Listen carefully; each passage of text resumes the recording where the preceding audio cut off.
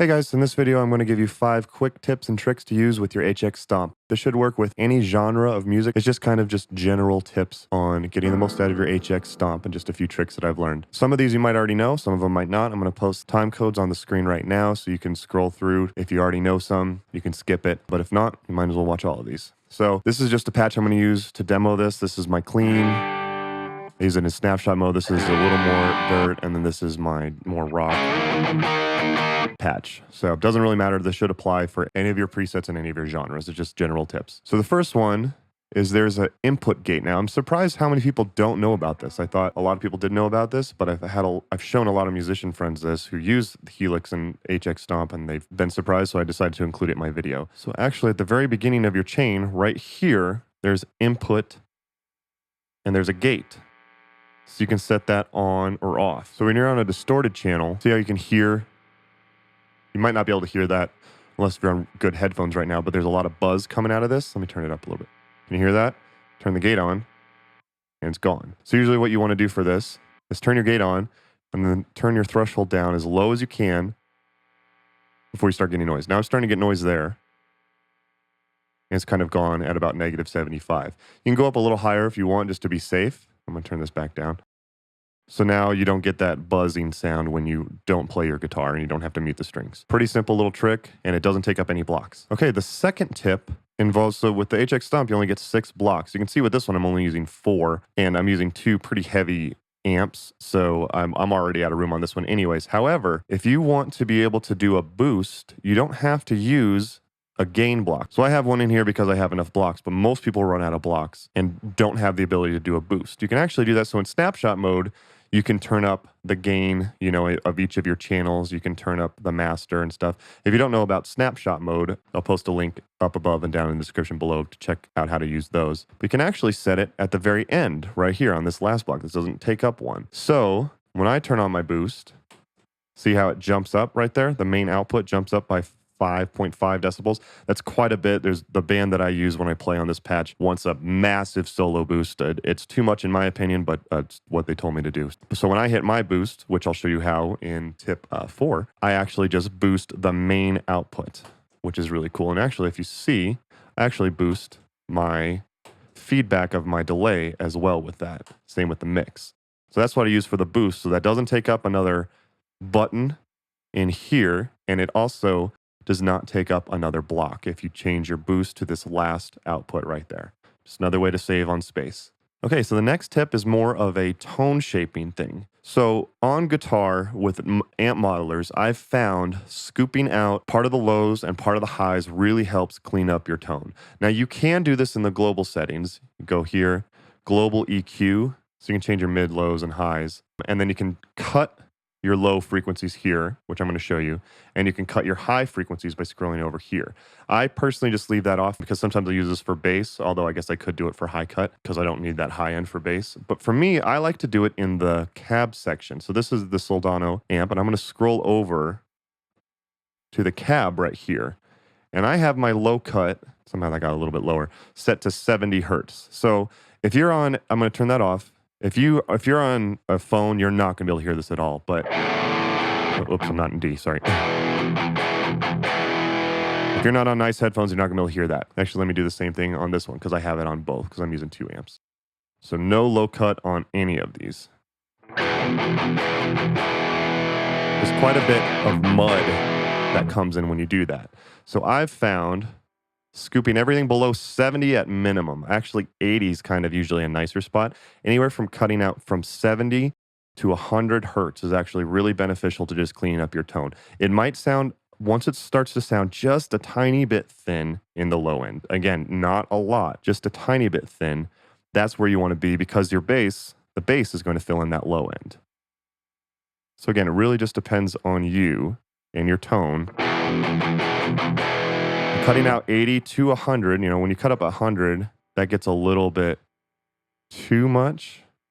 Then you really start to lose it. But that might work for you in your setup, depending on how much your bass or your keyboards or your kick drum hogs up. So just mess around with that. And then also, so let me put this back. I'm just going to reset my block really quick. The other frequency you can cut is all the high end. So I have found cutting out all the way down to 7 kilohertz actually really helps shape the tone. When you get anything above 8 kilohertz, that's where you start to get like that fake sounding digital distortion amp modeling type sound. The Helix sounds phenomenal. I'm a huge fan of modelers. If you scoop out, cut probably 8,000, you don't really want to go anything above that, down to 7. Sometimes you can cut down to 6 even. It really just depends on the tone you're going for. But it really helps get just a cleaner sound out of it. So I'm going to turn these off, turn all of those off, that high cut, and just turn on. And again, if you're on your phone, you probably aren't going to be able to hear this. So just if you're on your phone and watching this, try it at home on yourself. Hear that? There's kind of that nasty, just high end, just ugh type of sound that comes with it that you don't really need. So I'm going to reset it back. See how it just clears it up a little bit? So it just really helps just to cut everything below 70 to 100 hertz and cut everything below 8,000, possibly down to at the extreme 6,000. So mess around with that in your specific amp, and I think you'll find that in any genre, you're going to get just a nicer and cleaner tone. All right. Tip 4 is to get an external switch. So this one is great. This is the Mission Engineering one. It's so tiny. Part of the benefit of having the HX Stomp is that it's already so small. This is just an external foot switch that's also super tiny. So I highly recommend this one. I will post links down below and up above to other ones that I found. Some of them have like 6 switches. To me at that point, it's like, well, just get a Helix. Although, you know, it's still smaller than the Helix. So it's really up to you. And there is another 2-button one that you can find on Amazon. This one you can't find on Amazon. I'll still post a link to it in the description down below. So for me, having the 5 switches in such a small thing that, you know, I mean, it fits, you know, in the palm of my hand. It's so tiny.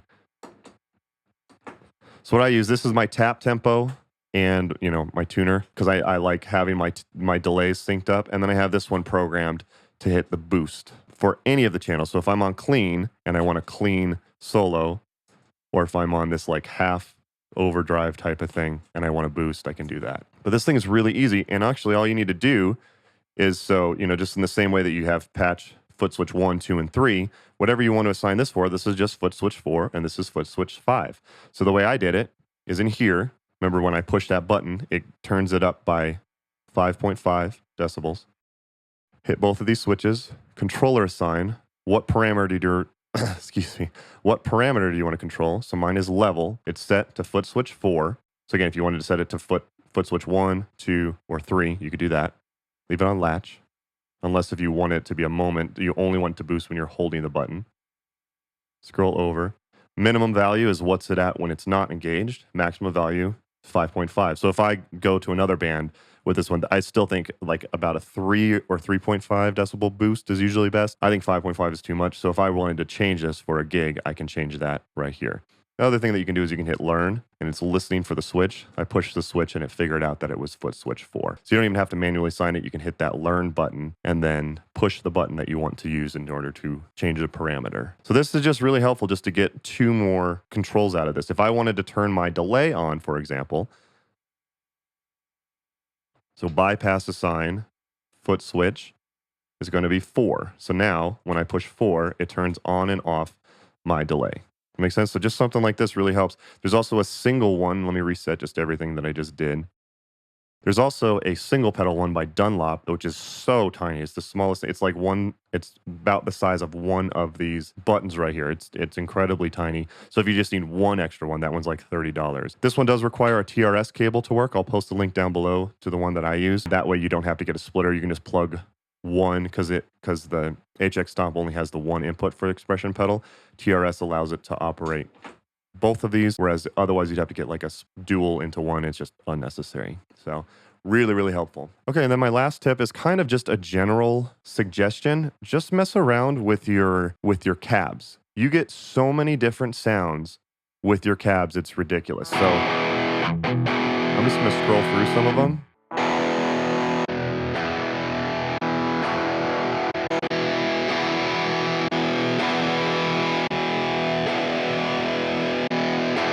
I mean, all the different sounds that you get from just doing that, and then changing your mics.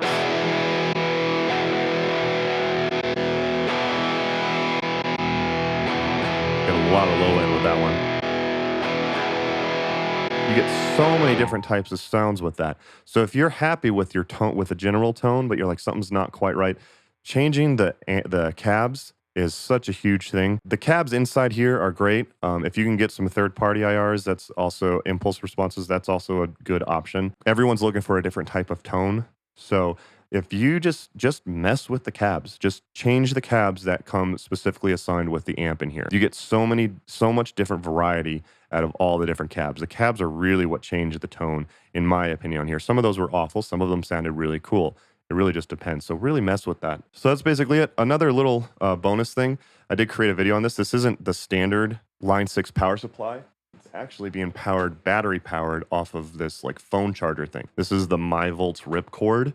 I did a whole video about that. You can click up there or down below in order to watch that video. Super cool. You can power it with USB. It's really convenient as opposed to the big bulky power block. So that's a kind of a bonus tip if you're interested in finding out more. Hope this helped you guys out. Don't forget to like and subscribe. That really helps out my channel. Don't forget to leave any comments. I usually try to respond to as many comments as I can. Links to purchase some of these items are down in the description down below. That also helps out my channel because they're Amazon affiliate links. And hope this helps some of you guys out. If you have any other tips that you found that really help with the Helix or the HX Stomp specifically, since you only get 6 buttons, leave a comment down below as well. Thank you guys for watching, and I'll see you next time.